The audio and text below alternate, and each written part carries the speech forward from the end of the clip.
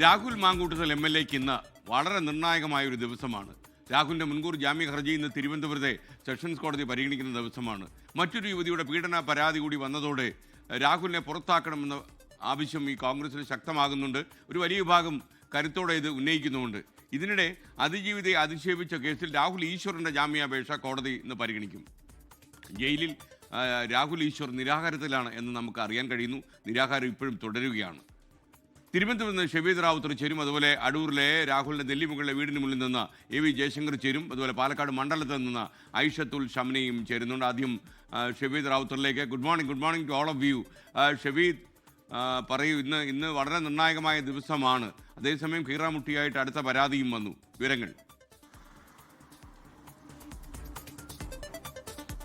ഉറപ്പായിട്ടും രാഹുൽ മാങ്കൂട്ടത്തിലിനെ സംബന്ധിച്ച ഇന്നത്തെ ദിവസം അതിനിർണായകമാണ്. അതിലൊരു തർക്കവുമില്ല. കാരണം അദ്ദേഹം ഈ ദിവസം വരെ ഒളിവിലാണ്. വലിയ നിയമ പോരാട്ടമൊക്കെ നടത്തുമെന്ന് അദ്ദേഹം പറഞ്ഞെങ്കിലും ഈ കേസെടുത്തതിന് ശേഷം ഈ അതിജീവിത മുഖ്യമന്ത്രിയെ കണ്ട് പരാതി നൽകി അത് മണിക്കൂറുകൾക്കുള്ളിൽ കേസാകുന്നതിന് ശേഷം രാഹുൽ മാങ്കൂട്ടത്തിൽ ഒളിവിൽ പോയതാണ്. അതിനുശേഷം അദ്ദേഹം അഭിഭാഷകൻ വഴി കോടതിയിൽ പലതരത്തിലുള്ള ആവശ്യങ്ങൾ ഉന്നയിച്ചിരുന്നു. തിരുവനന്തപുരം സെഷൻസ് കോടതിയിലാണ് ഇന്ന് മുൻകൂർ ജാമ്യാപേക്ഷയിൽ വാദം കേൾക്കുകയും വിധി പറയുകയും ഒക്കെ ചെയ്യുക. ഇതിനോടകം തന്നെ 2 ഹർജി പുതിയതായി രാഹുൽ മാങ്കൂട്ടത്തിൽ നൽകിയിട്ടുണ്ട്. ഒന്നാമത്തേത് ഒരു സീൽഡ് കവറിൽ ചില വിവരങ്ങൾ അദ്ദേഹം കോടതിയിൽ കൈമാറിയിട്ടുണ്ട്. അതിൽ പറയുന്നത് അതിജീവിതയുടെ വാദങ്ങൾ തെറ്റാണെന്നും അങ്ങനെയൊന്നും സംഭവിച്ചിട്ടില്ല എന്നൊക്കെ ചൂണ്ടിക്കാട്ടുന്ന അദ്ദേഹത്തിന്റെ വാദം പറയുന്ന ചില രേഖകൾ, വാട്സപ്പ് തെളിവുകളൊക്കെയാണ്, വാട്സപ്പ് ചാറ്റുകളൊക്കെ എന്നാണ് അദ്ദേഹത്തിന്റെ അഭിഭാഷകൻ അവകാശപ്പെടുന്ന കാര്യം. രണ്ടാമത്തേത് ഇന്നലെയാണ് അദ്ദേഹത്തിന്റെ പുതിയ ഹർജി സെഷൻസ് കോടതിയിലേക്ക് എത്തിയത്. അത് അടച്ചിട്ട കോടതി റൂമിൽ ഇൻ ക്യാമറ പ്രൊസീജിയേഴ്സിൽ ഇക്കാര്യങ്ങൾ നടത്തണം, മുൻകൂർ ജാമ്യ ഹർജിയിൽ വാദം കേൾക്കണം എന്നൊക്കെയാണ് അദ്ദേഹത്തിന്റെ ആവശ്യം. അതിനോടൊക്കെ കോടതി എന്ത് സമീപനം എടുക്കുമെന്നുള്ളത് ഏറ്റവും ശ്രദ്ധേയമായിട്ടുള്ള കാര്യം. പ്രോസിക്യൂഷനെ സംബന്ധിച്ച പ്രോസിക്യൂഷൻ പ്രാഥമിക തെളിവ് ശേഖരണത്തിന് ശേഷമാണ് ഈ മുൻകൂർ ജാമ്യ ഹർജിയെ നേരിടാൻ കോടതിയിലേക്ക് എത്തുന്നത് എന്നുള്ളൊരു പ്രത്യേകത കൂടിയുണ്ട്. കാരണം ഇതിനോടകം തന്നെ ശക്തമായി മൊഴി അത് പെൺകുട്ടിയുടെ രേഖപ്പെടുത്തിയിട്ടുണ്ട്. മാത്രമല്ല ഭ്രൂണഹത്യ നടന്നു, അത് അശാസ്ത്രീയമായ ഭ്രൂണഹത്യയാണ് എന്ന് തെളിയിക്കുന്ന ഡോക്ടർമാരുടെ മൊഴി, ആശുപത്രി രേഖകൾ ഉൾപ്പെടെയുള്ള കാര്യങ്ങൾ അതും കൊണ്ടുവന്നിട്ടുണ്ട്. കൂടാതെ ചില ഫോൺ വിവരങ്ങളും അന്വേഷണ സംഘത്തിന്റെ പക്കലുണ്ട്. അതടക്കമുള്ള കാര്യങ്ങൾ ചൂണ്ടിക്കാട്ടി അന്വേഷണം ആദ്യഘട്ടത്തിലാണെന്നും ഇതൊരു പ്രധാനപ്പെട്ട കേസാണെന്നും മാത്രമല്ല അതിജീവിതയുടെ മൊഴി ശക്തമാണെന്നും അതിൽ അവർ പറയുന്ന കാര്യങ്ങൾ തെളിയിക്കുന്ന ചില കണ്ടന്റുകൾ ഉണ്ട് എന്നൊക്കെയുള്ള കാര്യങ്ങൾ പ്രോസിക്യൂഷൻ വാദിക്കുകയും ചെയ്യും.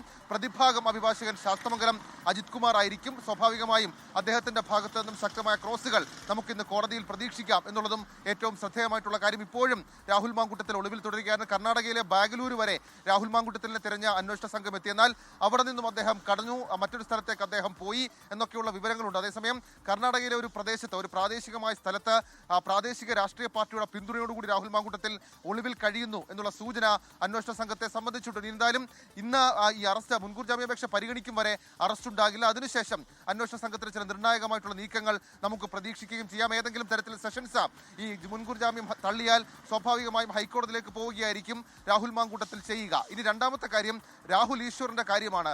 അത് അതിജീവിതയെ അധിക്ഷേപിച്ച കേസിൽ നിലവിൽ റിമാൻഡിൽ കഴിയുന്ന രാഹുൽ ഈശ്വറിനെ ഇന്ന് കോടതിയിൽ ഹാജരാക്കും. പ്രൊഡക്ഷൻ വാറണ്ട് ഇഷ്യൂ ചെയ്താണ് ഹാജരാക്കുക. അദ്ദേഹത്തിന്റെ കസ്റ്റഡി അപേക്ഷയിൽ ഇന്ന് തീരുമാനം തിരുവനന്തപുരം ACJM കോടതി പറയുമെന്നുള്ളതും ഏറ്റവും ശ്രദ്ധേയമായിട്ടുള്ള കാര്യം. അദ്ദേഹം ജയിലിൽ നിരാഹാര സമരം തുടരുകയാണ്. ഇന്നലെ പൂജപ്പുര ജയിലിലേക്ക് അദ്ദേഹത്തെ മാറ്റിയിരുന്നു. പ്രത്യേകിച്ച് അദ്ദേഹം നിരാഹാരം തുടരുന്നുവെന്ന് ഔദ്യോഗികമായി ജയിൽ സൂപ്രണ്ടിനെ അറിയിച്ചതിന് പിന്നാലെയായിരുന്നു അങ്ങനെ നീക്കം. ഡോക്ടർമാരുടെ അടക്കം സേവനം അദ്ദേഹത്തിന് ലഭ്യമാക്കും. അതേസമയം അതേ കേസിൽ, അതിജീവിതയെ അധിക്ഷേപിച്ച കേസിൽ 5-ാം തീയതിയാണ് കോൺഗ്രസ് നേതാവ് സന്ദീപ് വാര്യരുടെ മുൻകൂർ ജാമ്യം പരിഗണിക്കുന്നത്. അതിനു മുൻപ് മറ്റേതെങ്കിലും തരത്തിൽ അറസ്റ്റ് ഉണ്ടാകുമോ എന്നൊക്കെയുള്ള കാര്യങ്ങൾ അതും ഈ കേസിന്റെ മൊത്തത്തിൽ നിർണായകമായി മാറും. SKN.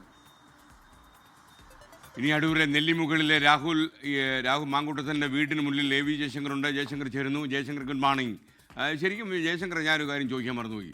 ഇത് ഇദ്ദേഹത്തിൻ്റെ ഈ അയൽവാസികളുടെയൊക്കെ ഒരു പ്രതികരണം ഈ കാര്യത്തിൽ എങ്ങനെ? അവരിതൊക്കെ ഗൗരവമായി എടുത്തിട്ടുണ്ടോ, അതോ ഇതൊന്നും ഒരു പ്രശ്നമില്ലാതെ സാധാരണ പോലെ നേരം വിളിക്കുകയാണോ അവിടെ? Good morning SKN. Rahul Mamkootathil MLA കാണാതായിട്ട് അദ്ദേഹം ഒളിവിൽ പോയിട്ട് ഇന്ന് 7 ദിവസമാവുകയാണ്. നമ്മൾ ഈ 7 ദിവസവും അടൂർ നെല്ലിമുകളിലെ വീടിന് മുമ്പിൽ എത്തിയിട്ടുണ്ട്. പക്ഷേ SKN സൂചിപ്പിച്ചതുപോലെ ഈ അയൽവാസികളൊന്നും ഇതുവരെ ഈ വിഷയവുമായി ബന്ധപ്പെട്ട് പുറത്തേക്ക് വരികയോ ഏതെങ്കിലും തരത്തിൽ പ്രതികരണം നടത്തുകയോ ചെയ്തിട്ടില്ല. ഈ നാടിനെ സംബന്ധിച്ച് രാഹുൽ മാങ്കൂട്ടം സംസ്ഥാന നേതാവൊക്കെയാണ്. പക്ഷേ നാടിനെ സംബന്ധിച്ച് സ്വന്തം നാട്ടിൽ അത്ര സജീവമൊന്നുമല്ല, അല്ലെങ്കിൽ അത്ര സമയമൊന്നും ഉണ്ടാകാറില്ല എന്നുള്ളതാണ് ഏറ്റവും വലിയ പ്രത്യേകത. വളരെ കുറച്ച് സമയം, ഒഴിവു സമയം മാത്രമാണ് അദ്ദേഹം അടൂരിലെ വീട്ടിലുണ്ടാവുക. ആ ഘട്ടത്തിൽ നാട്ടിലെ തന്നെ പത്തനംതിട്ടയിലെ പല പാർട്ടി പരിപാടികളും പങ്കെടുക്കും. അതിനപ്പുറത്തേക്ക് നാട്ടിൽ വലിയ തോതിൽ രാഷ്ട്രീയ പ്രവർത്തനം നടത്തുന്നതായി നമുക്ക് ശ്രദ്ധയിൽപ്പെട്ടിട്ടില്ല. ഇതുവരെ അയൽവാസികളാരും ഈ രാഹുലിൻ്റെ വിഷയവുമായി ബന്ധപ്പെട്ട് നമ്മൾ 3 മാസം മുമ്പും ഇവിടെ കുറേ ദിവസം വന്നതാണ്. അന്ന് രാഹുൽ ഏകദേശം 1 മാസത്തോളം വീട്ടിൽ തന്നെയായിരുന്നു താമസം. ആ ഘട്ടത്തിൽ യൂത്ത് കോൺഗ്രസിൻ്റെ അധ്യക്ഷ പദവി രാജിവെച്ചപ്പോഴും സസ്പെൻഷൻ നേരിട്ടപ്പോഴൊക്കെ താമസിച്ച വീടാണിത്. ആ ഘട്ടത്തിലൊന്നും ആളുകൾ പ്രതികരിച്ചിട്ടില്ല. ഇപ്പോഴെന്തായാലും പുതിയ ആരോപണങ്ങളും പിന്നാലെ പോലീസ് കേസെടുക്കുകയൊക്കെ ചെയ്തതിന് പിന്നാലെ രാഹുൽ മാങ്കൂട്ടത്തിൽ പിന്നെ ഇങ്ങോട്ട് വന്നിട്ടേ ഇല്ല. നമുക്കിവിടെ ദൃശ്യങ്ങളിൽ കുറച്ച് ബാരിക്കേഡുകൾ കാണാം. ആദ്യ ദിവസം, അതായത് 6 ദിവസങ്ങൾക്ക് മുമ്പ് പോലീസ് വെച്ച ബാരിക്കേഡാണ്. അന്ന് SFIയുടെ ഉൾപ്പെടെ പ്രതിഷേധമുണ്ടായിരുന്നു. പിന്നീട് വീടിൻ്റെ ഏർപ്പെടുത്തിയ പോലീസ് സുരക്ഷയൊക്കെ പിൻവലിക്കുന്ന സാഹചര്യം ഉണ്ടായി. പക്ഷേ ഏനാത്ത് പോലീസ് സ്റ്റേഷൻ്റെ ഈ ബാരിക്കേഡ് ഇപ്പോഴും ഈ വീടിന് മുമ്പിലുണ്ട്. മറ്റാരും പൊതുപ്രവർത്തകരോ ഇല്ലെങ്കിൽ പാർട്ടി പ്രവർത്തകരോ ഒന്നും തന്നെ ഈ വീട്ടിലേക്ക് ഇത്തവണ കയറി വരുന്നു. കാരണം രാഹുൽ ഇല്ല എന്ന് തന്നെയാണ്. എന്തായാലും രാഹുൽ മാങ്കൂട്ടത്തിൽ എവിടെ എന്നൊരു ചോദ്യം വലിയ തോതിൽ ഉയരുന്നുണ്ട്. ഈ പത്തനംതിട്ടയെ സംബന്ധിച്ച്, അടൂരിനെ സംബന്ധിച്ച് വലിയ തോതിൽ വളർച്ച ഉണ്ടാകുമെന്ന് പ്രതീക്ഷിച്ച, വലിയ ഉയരങ്ങളിൽ എത്തുമെന്ന് പ്രതീക്ഷിച്ച ഒരു നേതാവായിരുന്നു രാഹുൽ. വളരെ പെട്ടെന്നായിരുന്നു അദ്ദേഹം 2020 കാലഘട്ടത്തിൽ വലിയ തോതിൽ ഉയർച്ച നേരിട്ടു. യൂത്ത് കോൺഗ്രസിന്റെ അധ്യക്ഷ പദവി ഉയർത്തി MLA. പക്ഷേ ആ വളർച്ച അതിവേഗം താഴോട്ട് വീഴുന്ന ഒരു സാഹചര്യമാണുള്ളത്. വലിയൊരു വീഴ്ചയായിരുന്നു രാഹുലിനെ സംബന്ധിച്ചുള്ളത്. എന്തായാലും താങ്ക് യു AV ജയശങ്കർ. ഇനി പാലക്കാട് നിയോജക മണ്ഡലത്തിൽ അവിടെ എങ്ങനെയാണ് കാര്യങ്ങളെന്ന് അറിയാൻ വേണ്ടി ഐഷത്തുൽ ഷംന ചേരുന്നു. Shamna, good morning. അവിടെ പാലക്കാട്ടെ ജനതയുടെ ഒരു പൊതുവെയുള്ള ഒരു വികാരം എങ്ങനെയാണ് രാഹുലിനോട് ഇപ്പോൾ? Very good morning. നമ്മളിപ്പോൾ ഉള്ളത് MLA ഓഫീസിലാണ്. കഴിഞ്ഞ ദിവസമൊക്കെ വലിയ രീതിയിലുള്ള പോലീസ് സുരക്ഷ ഉണ്ടായിരുന്നെങ്കിൽ പോലും ഇന്ന് അത്തരത്തിലുള്ള സുരക്ഷയൊന്നുമില്ല. പിന്നെ പാലക്കാട്ടെ ജനങ്ങളെ സംബന്ധിച്ച് രാഹുൽ ഇപ്പോഴും 2 തരത്തിലുള്ള അഭിപ്രായം നമുക്കിപ്പോഴും ഇവിടെ കേൾക്കാൻ കഴിയും. ഇപ്പോഴും രാഹുൽ ഒരു തെറ്റും ചെയ്തിട്ടില്ല എന്ന് വിശ്വസിക്കുന്ന ഒരു വലിയ വിഭാഗം ജനങ്ങൾ ഇവിടെ ഉണ്ട്. പക്ഷെ അതേസമയം ഷാഫിയോടുള്ള ഒരു സ്നേഹം കൂടിയായിരുന്നു രാഹുലിന് നൽകിയത്. പക്ഷെ അതിനൊക്കെ ഞങ്ങൾക്ക് ഞങ്ങളോടൊരു വിശ്വാസവഞ്ചന ചെയ്തു എന്ന് പറയുന്ന ഒരു വലിയ വിഭാഗവും മണ്ഡലത്തിലുണ്ട്. എന്തായാലും ഈ രാഹുലിന് വേണ്ടിയുള്ള തെരച്ചിൽ ഇന്ന് 7ാം ദിവസവും തുടരുകയാണ്. ഇതുവരെ രാഹുലിലേക്ക് എത്താൻ അന്വേഷണ സംഘത്തിന് കഴിഞ്ഞിട്ടില്ല. പാലക്കാട്ടുള്ള അന്വേഷണ സംഘവും ഒപ്പം തന്നെ തിരുവനന്തപുരത്തു നിന്നുള്ള പ്രത്യേക അന്വേഷണ സംഘവുമാണ് ഇവിടെ രാഹുലിന് വേണ്ടി തെരച്ചിൽ നടത്തുന്നത്. ഇന്നലെ പ്രധാനമായും കർണാടക കേന്ദ്രീകരിച്ചായിരുന്നു, ബാംഗ്ലൂർ കേന്ദ്രീകരിച്ചായിരുന്നു അന്വേഷണം ഉണ്ടായിരുന്നത്. ഇതിൽ തന്നെ കർണാടകയിലെ ബാംഗ്ലൂർ വരെ ഈ അന്വേഷണ സംഘം എത്തി. അതിന് തൊട്ട് മുൻപ്, അന്വേഷണ സംഘം എത്തുന്നതിന് തൊട്ട് മുൻപാണ് രാഹുൽ അവിടെ നിന്നും രക്ഷപ്പെട്ടത് എന്നാണ് കണക്കുകൂട്ടൽ. ഒപ്പം തന്നെ കർണാടകയിൽ നിന്ന് വലിയ രീതിയിലുള്ള ഒരു സഹായം അത് രാഹുലിന് ലഭിക്കുന്നുണ്ട് എന്നാണ് അന്വേഷണ സംഘത്തിന്റെ നിഗമനം. കാരണം രാഹുൽ അവിടെ നിന്നും കാറുകൾ മാറി മാറി ഉപയോഗിക്കുന്നു, ഫോണുകൾ, സിമ്മുകൾ ഒക്കെ മാറി മാറി ഉപയോഗിക്കുന്നു. ഇത് കൃത്യമായി അവിടെ നിന്നും ഒരു ആരുടെയെങ്കിലും അല്ലെങ്കിൽ ഒരു കുറച്ച് പേരുടെയെങ്കിലും സഹായമില്ലാതെ കഴിയില്ല എന്നൊരു നിഗമനത്തിലാണ് അന്വേഷണ സംഘമുള്ളത്.